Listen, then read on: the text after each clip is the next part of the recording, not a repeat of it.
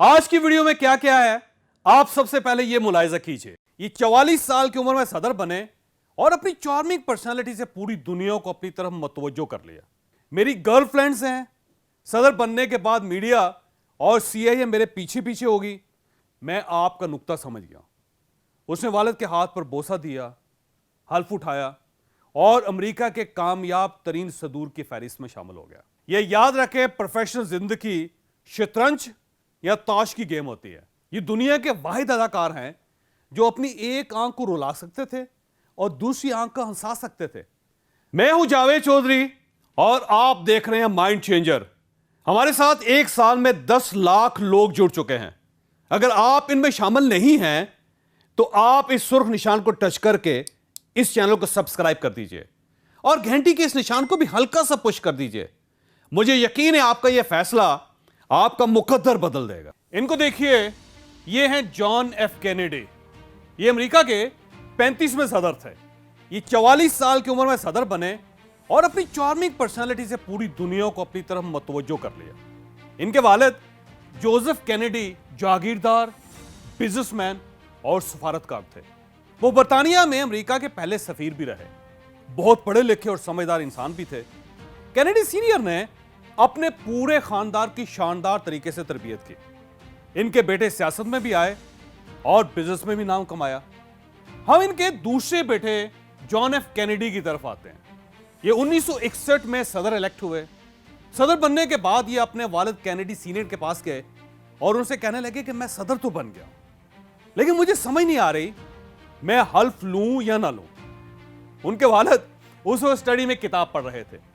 उन्होंने बेटे की तरफ देखा और बोले, क्यों, खैरियत, क्या हुआ? कैनेडी ने जवाब दिया, मेरी गर्लफ्रेंड्स हैं, सदर बनने के बाद मीडिया और सीआईए मेरे पीछे पीछे होगी। मुझे खतरा है ये लोग मेरी गर्लफ्रेंड्स को ट्रेस कर लेंगे और यूं मेरी बीवी जैकुलिन को पता चल जाएगा और ये मेरी जिंदगी अजाब कर देगी। कैनेडी के वालिद ने कहका लगाया, किताब बंद की और गौर से बेटे की तरफ देखकर बोले, हाँ तुम ठीक कह रहे हो, तुम वाकई दुनिया की सुपर पावर के सदर बनने के काबिल नहीं हो। तुम्हें सदारत का हल्फ नहीं लेना चाहिए, तुम इस्तीफा दे दो। कैनेडी हैरत से अपने वालिद की तरफ देखने लगा।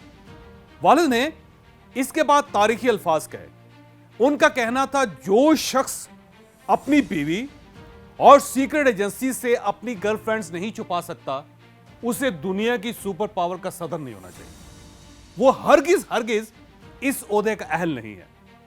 जॉन एफ कैनेडी ने भी कहका लगा और कहा, मैं आपका नुक्ता समझ गया। उसने वालिद के हाथ पर बोसा दिया, हल्फ उठाया और अमेरिका के कामयाब तरीन सदूर की फहरिस्त में शामिल हो गया। आप ये याद रखें, कामयाब लोगों की बेशुमार खूबियों में से एक खूबी सीक्रेसी भी होती है। ये क्या सोच रहे हैं, ये क्या देख और सुन रहे हैं और ये क्या कहना और क्या करना चाहते हैं, दुनिया के किसी शख्स को कानो कान खबर नहीं होती। अच्छे क्रिकेटर के बारे में कहते हैं, ये बॉलिंग करवा रहा हो तो इसके सामने खड़े बैट्समैन को अंदाजा नहीं होता ये किस एंगल से कितनी स्पीड में बॉल फेंकेगा, और अगर इसके हाथ में बैट है तो फिर पूरे स्टेडियम में किसी शख्स को यह अंदाजा नहीं होता कि यह आने वाली बॉल का क्या हशर करेगा। आप अगर इसी तरह बिजनेसमैन, सनतकार या ताजर हैं, आप किसी सरकारी या गैर सरकारी दफ्तर में बॉस हैं, तो भी आपकी अगली मूव क्या होगी, आप किस वक्त क्या फैसला करेंगे, किसी को पता नहीं चलना चाहिए। यह याद रखें, प्रोफेशनल जिंदगी शतरंज या ताश की गेम होती है। अगर सामने मौजूद शख्स को आपकी अगली चाल का पता चल गया या अगर उसने यह अंदाजा कर लिया कि आपके पास किस किस्म के पत्ते हैं, तो फिर आप गेम हार जाएंगे। लिहाजा आप अगर एक कामयाब प्रोफेशनल जिंदगी गुजारना चाहते हैं तो फिर दुनिया में किसी शख्स को आपकी अगली मूव, आपकी अगली चाल का अंदाजा नहीं होना चाहिए। फिर दुनिया की बड़ी से बड़ी सीक्रेट एजेंसी, दिमाग का बड़े से बड़ा टेस्ट और आपकी अपनी बेगम को भी आपके दिमाग तक नहीं पहुंचना चाहिए।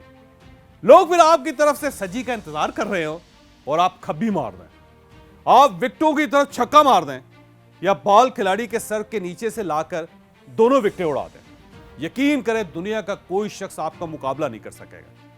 मुगल बादशाह था अकबर, अकबर आजम।